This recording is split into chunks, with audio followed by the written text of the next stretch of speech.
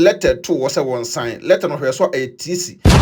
no be sign no eno ho abufu no de yes ade yenua brante anyamra sama wodi wo hoi de chese ano ade pa abusua mesra won sama abeto dwa e wo Germany abonte so no se wo ye Ghana ni nko ade a share this video mama na obi okuta sa akrata we bia no onye extra careful from ene eko yenua brante baako ekuta bi na nsema de akire de ano ade ne wakowura afikasiem akotam aba ene moba akopapa glassa sebio maboka aye adentom so mo renew sa visa no ema ne biem enti abrante so mo de bekofie dia ene obesai ho nyina ne enhwe full video na abrante no code siye ne wi ambata dwempan so enka yenua brante anyamra sama wodi wo hoi de chese ano ade pa brante we asen pa bebre chance e wo Germany abonten so e ya dwempan ne obaso no ahye video no e de amaye yenua e Africa ni se de yenyina na ye Africa fo aya bobi man so ebedi pa na brante we buy no ondo no be bo eye ayonko bone eye Nigeria fo so ondo motonton eye nu bone krata ye da hoyi ebi na brante ye de ma no ne ma na kwanya senko mfa nya adwuma but wo se da bi onye adwuma onko school so a wo se wonko obetena kromu abro emfie num na we no ana mo frɛ no se wo mla emeje visa because na visa na wu okoye no adom ye ne se sisi a ne ahwehwehwe no mamu a wo no wote wonom no enubone na wo ye de support etonton okurum a enioma enye na wo ye koye adwuma kora na wonkoye na nyina chi edokotum kakra na omugya wo se wo ya brante bra na se bi be ye adwuma wo se wo ba ye no still wo se wonya adwuma no okoye no makwakoje eye krata na afri ne nsem e de letter 2 wo se won sign letter no hwe so a TC no be sign no eno ho abufu no de yes ade we abusua TC letter no be sign na wonim se ombe deport no edna ko ba bi ofiri ebaaye no eno abufu no de aba wo papa ayem glass e wani mo nyina no na abrofo no so no ehu abomumu ama ese o ma lock eye fikasiem eye ausländer beholder o ma tum azesi ano obi e no obetumanya appointment abo awura ho because esi abrante no edi hu akwakosho mu omunim se obesan ba ho abaye be saad no and obi fro na beba abaye saad no nta abrante no nim se be deport no ntino no ye saad no ma no tina na adwene no se enka ade chen be deport no na oba social media abe brag abe cancel makese na abrofo no so smart esi omo na abrante no akwakotum abusuame no kasa yi abrante no ebe bia o hye no ano odin omo kire se yenya deport no ombe jeli no amana ye adwuma tua saa glass na wapapa ni next time o de besu nyans Ghana de smart Ghana tie for yam so fa dwempan ne aka enkrata mu kinkon aka fufokin aka be ma yemfa ne yiranim enyefom aka mutua na omote Mr No Pressure udi macha pressure be de be fa na sa from Mr International man ye kasa kire bi asena bi muso kasa kire elmnamfo na me ka fo tap send e da ma tap edwuma de ku a o ma so ya asene peso se niska free amana ne e de ko Ghana tap app na me kan fo da ma o first na use app na be here promo code e AdwenepaHene no abogu be nya discount kama me so share this video here de e ma me na ye nuen akodenya mrasem bi e wo ausländer beholder e fikasiem wa ne tua obakrom a ne tu fufa enkrata asem a Ghana fo no bebre se wonko na odonim se wonim nkrata mu asem ntini pa no onto no boase entie ensem a wo ka no so nyusu loss no bi because nyo bia na sabio obetu akolo ya ho no bi ompo akolo ya okra na still na no behia e AdwenepaHene nkrata mu hene se na be kire nsem ayede e de akire mo no so da ne ho ayede ne ho ato no krata ya da hoyi kroma se obi anim se de sa krata we ma na sa red line na da akire ntu akira e dangerous pa na sa krata we se ne ye oba bi kito bi wo a ya tra to se we list mistake na se omutwa otuma wona abonte kretimi che we de deport because omunya hunu procura ofri so dia se be deport no e simple na abrante we se ba no watena kroma se abro 5 years na o ma ye din ahwe na ye ka kire no se onko school a ombeso obekọ ye ka kire no se wonya dai onko ye adwuma ombeso be ye wa bra se be omma na kwanya me da asem bi ba metombo asem aduaduam ni ma fefi mu because asem fefi furo ni ase na hunu saman sara metie ntre from krata mu hene no abrante obetena kroma se no ade a wo ye no se od no obo eye I can say ekromo fro so Nigeria fo ena ode no ho abo mo ena sabio ene wa bone no mti kroma no mo de mo ye ukuta sakrata wi na ho so a onya adwuma ya ma wakwanya se kona koya adwuma enam se quick money a wo pe ma babro kire mekoye we mentena se enkoye adwuma nsuete nye bete me tax ono de otifie ena no Nigeria fo aka bom ena mo bokro no akese omo tonto nubone ena at the same time so san giska e wa aduro fie na abusua fofia anto ata ena mo chi abrante no e de abrante no sabie kokotum be na otwemiensa e wo nubone no ho ena epie ba ye se sabie nya abrante no nyefa mo no kokko because lawyers ye de APM na se opie ye no a lawyers atwitwa ajew a wa pia bonte den se ka ye ese ka otimi epreso wa ko ye adwuma ba nam se wa ye saa nyoma no ama saa no ma no edidi ne tirim ansa eskana no onya ntino ebi no de ma lawyers timi twade no but obai no so onyai abusua obia edani na ede na ehwa abrante no eti wei na omka kira abrante no se ne visa na ede awu ntomra efikesim na omra meje oduro na omde TC letter eto o ma no tenie pa TC letter to o ma no se saa de a won sensan na ompesem ko hwehwe eye ne nkratem ewo embassy se na ba yomotima deport ndo na ko oman ba bia ofiri na wei na abrante yi ese chenchena atwan letter no one sign ti letter no one sign no e hono man ka hwe o man renew krata na ama no nom ka kire no se tam mpo ye de ekọ nto onko da wo fro se wo mla ti saa o man na wotwe so ye no na abrante no ko ye no mo renew me do ye de emame nom se da bi enkra efri mpanyefo anima ba no se one sign sa letter no dia ye so renew ye de ema na abrante no sa dia se mo renew mame na se mabe waste me time e wo Germany abonte so mabe tena 5 years and over abe waste me time wa se dia na mo se mo renew for mame dia enam so me sese ha ade ko fa asem nyina ba no enam so me sese because mo deport me akomi krom dia enam so me mejaka e de gum ho on adwene kuta before abro ne baye nti sa ade we abrante akokoye akoso chese top bebre ama ne no ukuta sa krata we na anu adene ukuta sa krata we sa wa mpre ama ya ama permission ama otima anya adwuma na sa krata okita na red light we de kira enam eno abone we eka abrante we akofa abeto aye Africa fo so enu ntino se okuta sa krata we bi na ukọ efficacy to ko renew visa o metimi agina de abrante na ye no so age o krata na firi onsem a deported because deportation no e de yanima eba nti mo share video we na ye nuanom Ghana fo a omkuta sa krata we se no uni lawyer korakope lawyer so okuta sa krata we se bi na before so wakọ renew no uni lawyer pe lawyer ansa na wakọ so wakọ renew anya saa menua waso chi be hye because wa sabio na wote wo office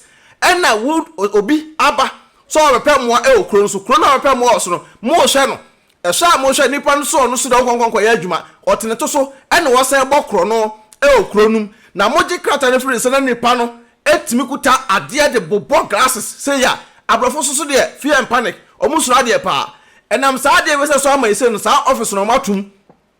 o matu e efficacy nim amato o matum no e so mo ye adwuma efrifie kopim me say o si ano o mbeto o mbose aye renovation ewe bibia because abrofo de obi ko betima atena be kasa glass ni bi cry de e betwa no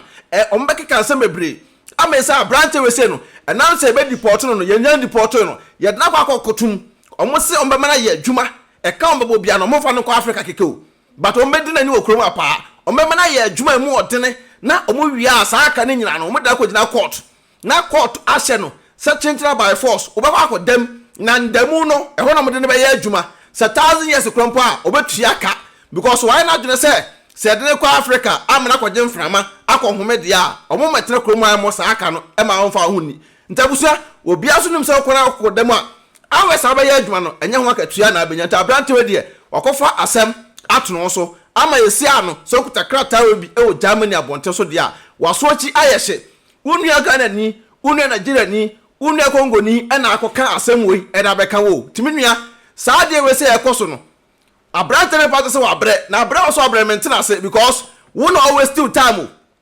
enya abrofo na always still time because abrofo ma opportunity e ma okwan se wetima ye adwuma but enam se sabio and now for bonne ene adwompone e wo bi mutirim ene quick money a wo pe okroma no ene ko wie o se yo nto koduro na eje sakrata ne free ne nsem no e se be deport ne de ene saa de a ene abro e wo ne tirim saa de so be sese omo glass nyina obeya ade a ene mu deport me de anam so mahunu se me ba Germany abetena over 5 years no a mu deport me no ene me so majaka ene gum ho but all abrofo no se o mani ate abrofo se no ye nya deport sa brante no kwa bi but o memena ye adwumaden e okromu a na o de tuaka na sa adwuma no so no ye do kwa kotum na namu no ene akwa se adwuma tabusua so kuta sa krata we bi na wunya kofi kasiem ne ye ka kire o se ebi assign TC letter na sa o ka se won sign nya botrema mo because e obi kro so obi man ene abam ti man na abam no ye ni choice bia doba so ba kwa a lawyer no so sa asem no da tro lawyer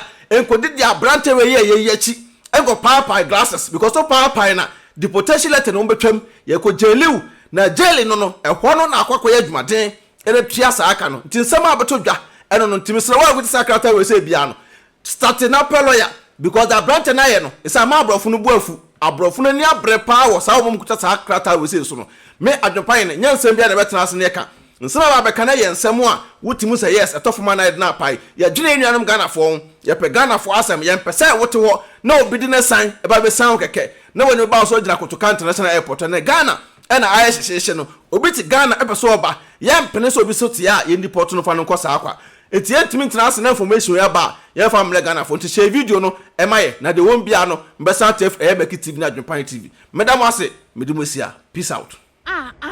Eti papa me dia bremo pass mu nsidan kama mami amudi me sidan fun we esi ho no ma me bubu dan we man you cement papa cement fun na mudi see me dan e ma me na ma bubu ni na se me si no foforo kra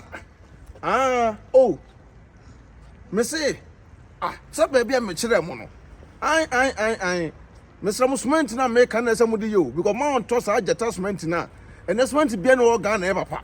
me so munju say ajata cement no because I know any cement me medi ho adanse na won mu sisi na edan so bu ni nyina gu so wan to jata cement wo da no si ache 5 years we bu agu ase ni nyina abesai antimati untu da monko jata why so na monko cement ni binto why okay me da ase akwa we me say cement fon pa no koto di si edan no jata na say ye yusu e no na wo so Ghana fo adi mawu se say wo mo boka 2 times so ai cement papa ben na menya metimi dia e da esi dan you dey yankopon dan so mabubu bi wo ha gu na meka is that man for dan pay bubu no sister boko there na me adumo bra me se maye hye odan me cement o entu wo kan mo ye bu omu dan gu no ho bi sister dan fon pra man photo cement fon erisi dan man fon no me cement atom pa che onim bia na se ebu ba man for dan gu me dan no awu na wo dan na si ano me twa me kan omo yi so cement fon na di si dan na mabubu agu men ha ho detachment wontie detachment ore Ibrahim Ahmad cement na ba na man for pugu so no they said the whole Africa enya Ghana nko the whole Africa so what your brochire now put down person with cement detachment sister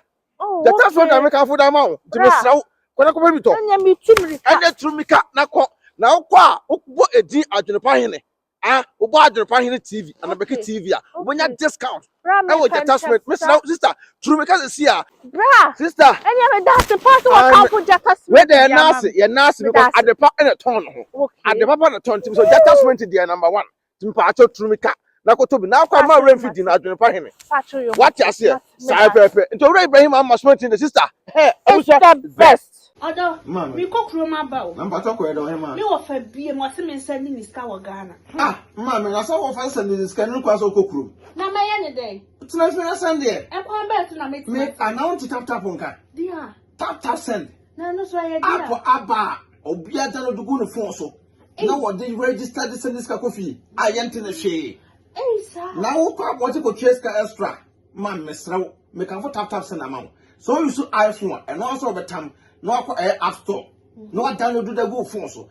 Android phone so no Google Play no download the go phone so me srew and I will send this so me srew o first transaction be no we so wo hia promo code no so ba AdwenepaHene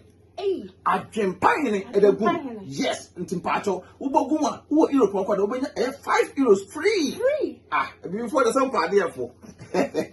some can tap send at amount wo America so Canada there mama $10 to miss now men ha oba ho for say enkwa abonte no bi akoso pe mpacho wo biara no na eko some kwa abonte dem ma download this see atena fie mpacho na relax na won se mpie kwa abonte Bi mi hu say me kwa abonte mama na ade a yem de krampo ni say first one no su credit card nko a ene de tap pola amount mo se dikanfo obehu ye mobo wo se unsu normal bank card utimi dey register SMS ka kofi asem atadwe yate dene ti tap aba ama hiafo se send this kan ko Ghana na rate no so kama yenche bi bia mama me sraw me ka fa ma on se wani age ni anu ni me ro ye bad power and tentem ti me sraw promo code bogum na ho hia me AdwenepaHene nanya €5 free no more Canada so ni US so benya $10 Oh. Say your day. I am a daddy for the own family. Hey, na tap here, come on. Hey, tap send Abusia. Red Timohene. AdwenepaheneTv otwa supre kwabrafo wa ye kwa bibrim han bafo otwa burumu odi putupuriye buraburu ma mansan wo fufuo tom tibi